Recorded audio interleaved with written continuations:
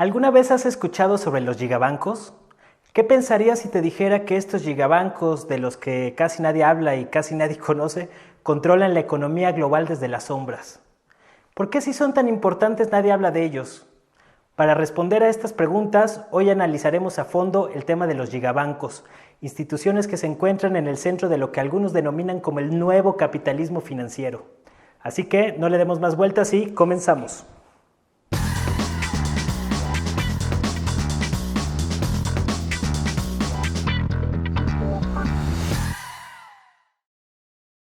¿Qué es un gigabanco? Se le denomina como gigabancos a los grandes fondos de inversión que son dueños de una fracción de todas las grandes empresas del mundo, incluidos los bancos más grandes. Actualmente, el fondo de inversión más grande del mundo es BlackRock, que junto con Vanguard y State Street conforman el grupo de los tres grandes. Estas empresas controlan activos por 15 billones de dólares, que para evitar confusiones equivale a un 15 seguido de 12 ceros. Un número gigantesco. Para que te des una idea del tamaño de esta cifra, es mayor a la economía de todos los países del mundo, con excepción de China y Estados Unidos. El monto de dinero que manejan los tres grandes es superior al valor estimado de todo el oro del mundo, o las ganancias conjuntas de los 5 gigantes tecnológicos conocidos como GAFAM: Google, Apple, Facebook, Amazon y Microsoft. Aunque por mucho tiempo pasaron inadvertidos, estos grandes fondos de inversión crecieron de forma exorbitante luego de la crisis financiera de 2008. Tras la quiebra de los bancos y sus efectos en la economía mundial, como ocurrió con las crisis de España y Grecia, por ejemplo, muchos grandes inversionistas optaron por meter su dinero a fondos pasivos conocidos como ETF. ETF son las siglas de Exchange Traded Funds, algo que en español puede traducirse como fondo cotizado en bolsa. Algunos expertos definen a este instrumento como un híbrido entre un fondo de inversión y una acción, que automáticamente los vuelve dueños de una porción de las empresas. Los ETF ofrecen comisiones más bajas en comparación a los fondos activos, pero con un riesgo mucho menor. Por eso se volvió uno de los instrumentos financieros más usados por los millonarios del mundo tras la crisis del 2008. Y fue así que los tres grandes se convirtieron en los principales gestores de ETFs en el mercado bursátil. De 2009 a 2018, las ganancias totales de BlackRock, Vanguard y State Street superaron los 3 billones de dólares. Esto representa el 82% de los ingresos de todos los fondos de inversión en el mundo, según una investigación de académicos de la Universidad de Harvard. Con esto, los tres grandes son dueños al menos de una parte de prácticamente todas las grandes compañías del planeta. Vamos a tomar real dimensión de con quién estamos sentados. BlackRock tiene, entre otras empresas tiene 440 empresas norteamericanas, 29 empresas en Alemania. Tiene intereses en la Reserva Federal de los Estados Unidos, lo que genera los dólares a nivel mundial. Bayer, Apple, Santander, Coca-Cola, Bunge, Telecom, Telefónica, Repsol, General Electric, Amazon, Microsoft, Google. Todo esto, en todas estas empresas y muchas más, tiene intereses BlackRock. Asimismo, los tres grandes controlan al menos el 5% de las acciones de prácticamente todas las empresas que aparecen en el índice Standard & Poor's 500, que agrupa a las empresas más grandes de Estados Unidos. Esto implica que todas las grandes empresas que conoces a nivel mundial tienen prácticamente los mismos dueños, las élites que controlan Wall Street y el sector financiero global. La concentración de riqueza de estos gigabancos les ha dado un poder sin precedente al tener una participación activa en las mesas directivas de las grandes empresas que controlan sectores enteros como tecnología, energía, el sector farmacéutico y los medios de comunicación. De ahí que varios investigadores consideren que los gigabancos representan un nuevo capitalismo financiero basado en la concentración de activos a un nivel sin precedente. Denomino este sistema de propiedad sin control como el nuevo capitalismo financiero y sostengo que implica una combinación históricamente única de concentración y liquidez, afirmó el académico Gerald Davis en un artículo publicado en 2008. De este modo, el poderío de los tres grandes se basa en la influencia política que tienen dentro de los consejos de administración de las grandes empresas, lo cual incluye a prácticamente toda la banca mundial, tal como documentaron investigadores de la Universidad de Ámsterdam. And with the ownership of firms, comes shareholder power. This means that the Big Three can vote on important issues such as who runs the corporation or executive compensation. But do they use their power? In fact, this is not so easy for them. The shares they own are divided over many separate funds. If they want to maximize their shareholder power, they need to make sure all shares they own through all their different funds vote in the same way. CorpNet found that the Big Three indeed coordinate their voting and thus centralize their shareholder power. Does this worry the CEOs of big business? Maybe not. The Big Three vote against management in only 10% of all votes. But they do influence management behind closed doors, through private engagements. The Big Three may be passive investors, but they certainly are active owners. This means that the fundamentals of corporate governance are changing. Regulators and the public had better wake up to this new reality. Al mismo tiempo, la manera en que los grandes bancos son dueños de las acciones de otros grandes bancos tradicionales ha permitido a las élites financieras tejer una red de intereses en común, lo cual explica buena parte de la influencia política que ejercen estos grupos sobre los gobiernos del mundo. Esta red ha sido documentada por investigadores como Peter Phillips en su libro Gigantes, la élite del poder global, en donde expone cómo, por ejemplo, BlackRock tiene una parte de las acciones de otros gigabancos como Vanguard, State Street, así como grandes bancos tradicionales como JP Morgan, Goldman Sachs, Bank of America, Credit Suisse, Barclays, entre muchos otros. Por ello, medios como CNN han catalogado a BlackRock como el nuevo rey de Wall Street, aun cuando a su vez BlackRock es propiedad de otros grandes bancos. Pero lo cierto es que, por el momento, este gigabanco ha logrado posicionarse como la institución más poderosa del sector financiero en la actualidad. There's a good chance you've never heard of BlackRock. Founded in only 1988, in less than 30 years, this American financial firm would grow to become the company that owns the world. El poderío de BlackRock quedó de manifiesto en 2020 en el conflicto por el pago de la deuda de Argentina, luego de que Larry Fink, director de BlackRock, rechazó las condiciones de pago ofrecidas por el país sudamericano en medio de la pandemia. La presión de Fink contra Argentina incluso fue criticada por medios estadounidenses como el New York Times. El diario cuestionó la manera en que BlackRock estaba dispuesto a quebrar al país sudamericano con tal de obtener ganancias que podrían ser consideradas como modestas para los estándares que manejan estos grandes inversionistas.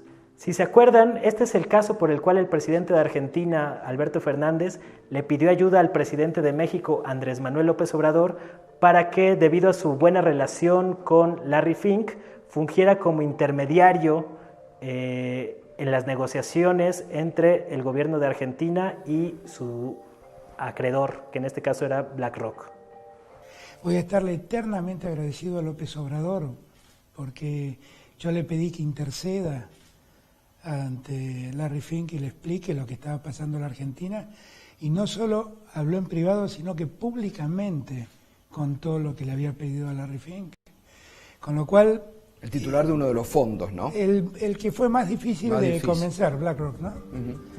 Un tipo de presión que anteriormente solo estaba al alcance de organismos como el Fondo Monetario Internacional o el Banco Mundial, pero ahora, con la acumulación de dinero que han logrado los grandes gigabancos, las empresas privadas son capaces de doblegar a países enteros. Pero el poderío de BlackRock no se limita solamente a ejercer presión sobre los países en vías de desarrollo en América Latina y otras partes. En 2020, la Reserva Federal de Estados Unidos permitió que BlackRock comprara bonos de deuda a su nombre por un valor de $750,000 millones, por lo cual algunos analistas han calificado a BlackRock como la cuarta rama del gobierno estadounidense. Es decir, un poder fáctico con la capacidad de mover la economía mundial a su antojo. Pero a pesar de la crisis económica, los gigabancos han sido algunos de los grandes ganadores durante la pandemia.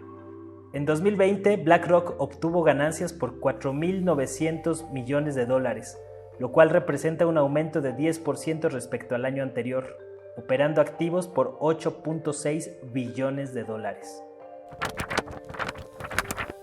Sin embargo, es posible que Vanguard supere a BlackRock en el futuro próximo como el gigabanco más poderoso del planeta, dada la tendencia de crecimiento que registra en los últimos años. Además de los mencionados, existen otros gigabancos emergentes como Fidelity o Allianz, que en algún momento pueden sumarse a la lista de los 3 grandes. Lo que me parece importante destacar es la dimensión histórica de este fenómeno, el cual es consecuencia del crecimiento del mercado de derivados. Seguramente te preguntarás qué es un mercado de derivados. Los derivados financieros son básicamente seguros, bonos y otro tipo de instrumentos bursátiles que han generado una exorbitante burbuja de dinero circulante y carente de una base material de valor.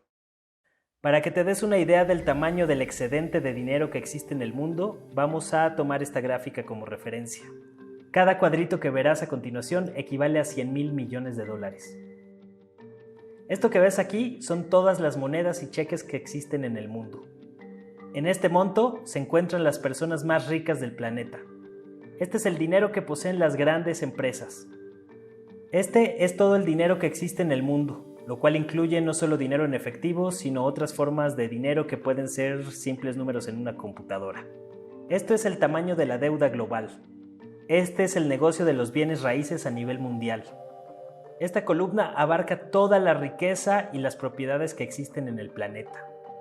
Y esto que ves aquí son los derivados financieros, seguros, bonos y otros instrumentos que operan en cosas tan complicadas como los mercados de futuros. Algunos expertos han señalado que si esta burbuja llegara a reventar, generaría una crisis mucho más severa que la que ocurrió en 2008. El crecimiento histórico de los derivados se ha venido gestando desde hace 50 años, con el auge del sector financiero, en una época donde se dieron cambios estructurales en la economía global, que entre otras cosas explica la actual hegemonía del dólar.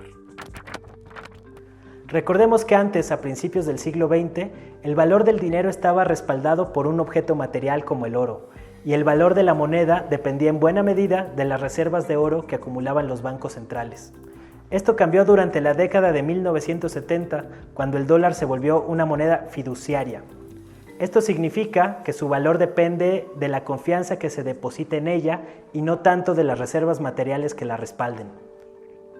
En el caso del dólar, la confianza en esta moneda es administrada y gestionada por las instituciones que ostentan el poder político y económico en Estados Unidos, así como el respaldo que recibe de sus países aliados.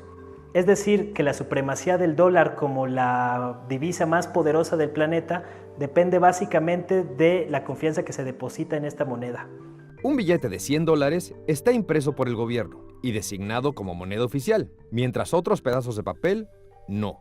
Pero eso es solo lo que los hace legales. Lo que le da valor a un billete de $100, por otro lado, es si hay muchos o pocos en circulación. A lo largo de la historia, el valor de la mayoría de las divisas, incluido el dólar americano, dependía del valor de las materias primas y de la cantidad de billetes en circulación. Pero luego de que Estados Unidos aboliera ese sistema en 1971, el dólar se convirtió en lo que conocemos como moneda fiduciaria, o sea, no relacionada con ningún recurso externo, sino que solo depende de las políticas de gobierno para decidir cuánto dinero imprimir. ¿Qué parte del gobierno estableció estas políticas? ¿El ejecutivo, el legislativo o el judicial? Ninguno de los anteriores. De hecho, la política monetaria es establecida por el independiente Sistema de Reserva Federal, conocido como la Fed, y compuesto por 12 bancos regionales en las ciudades más grandes del país. Su Consejo de Gobernadores, que es nombrado por el presidente y confirmado por el Senado, reporta al Congreso, y todas las ganancias de la Fed van al Tesoro de Estados Unidos. Pero para asegurar que la Fed no responda a la influencia de las vicisitudes políticas del día a día, no está bajo el del control directo de ninguna parte del gobierno.